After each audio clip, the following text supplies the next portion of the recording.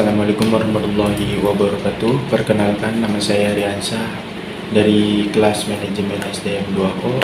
Di sini video ketiga saya di mata kuliah manajemen inovatif, dosen pengampu Bapak Sandi Nasruddin Wibowo SMM. Kali ini saya akan membahas tentang materi human capital modal manusia. Langsung saja masuk ke materinya. Human capital modal manusia. Arti dan pentingnya human capital.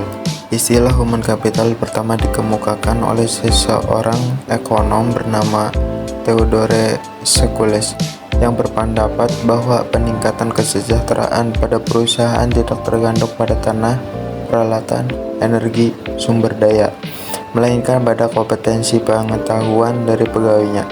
Kemudian ia mendeskripsikan posisi human capital sebagai kemampuan sumber daya manusia yang diperoleh melalui investasi pada sumber daya manusia, yang mendeskripsikan bahwa human capital terdiri dari 4 hal, yaitu 1. Kemampuan, 2. Perilaku, 3. Usaha, dan 4.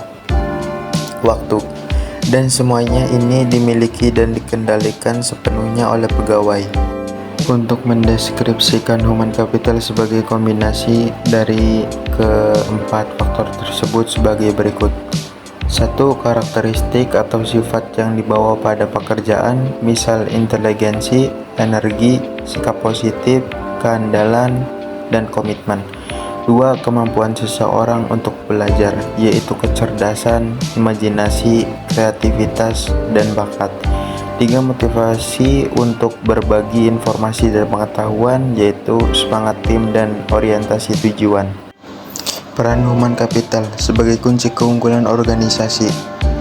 1. Aset finansial, misalnya uang tunai dan surat berharga, aset disebut financial capital. 2. Aset fisik, terdiri atas peralatan, gedung, dan tanah. 3. Aset tak berwujud, modal organisasi, aliansi bisnis, pelanggan, merek, reputasi, dan modal intelektual.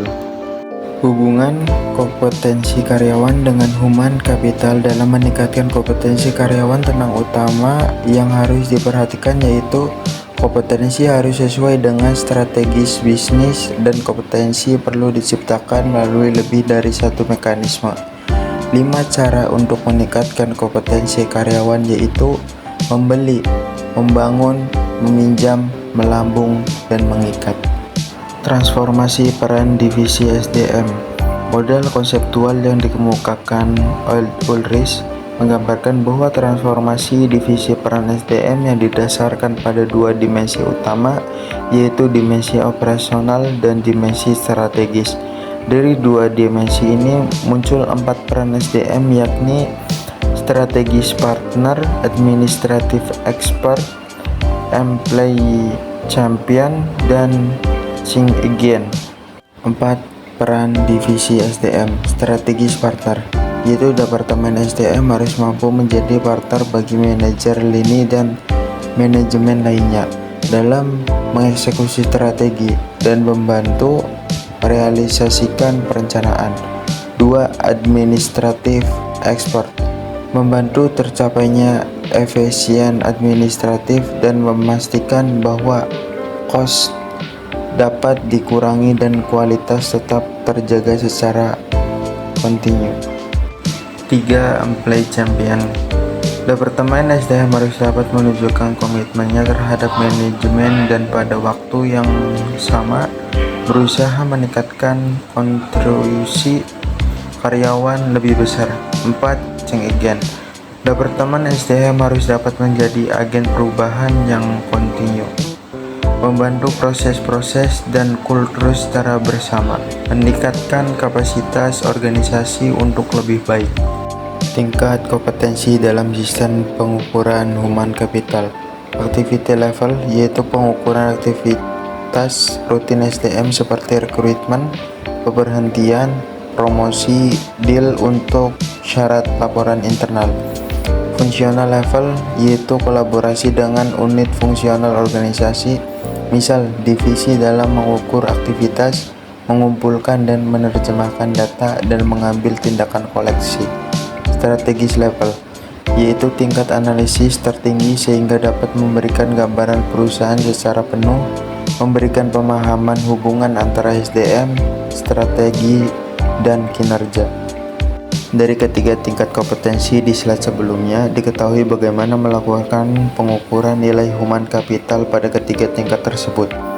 Dimulai dan tingkat korporat dalam unit bisnis fungsional, tingkat terendah yaitu aktivitas dan divisi SDM. Untuk mengintegrasikan sistem pengukuran tersebut menjadi sistem yang kohesif dalam suatu jalur, yaitu terdiri dari 3 tingkat, dan pada masing-masing tingkat terdapat aktivitas yang dapat diukur beserta hasilnya. Mengidentifikasi human capital.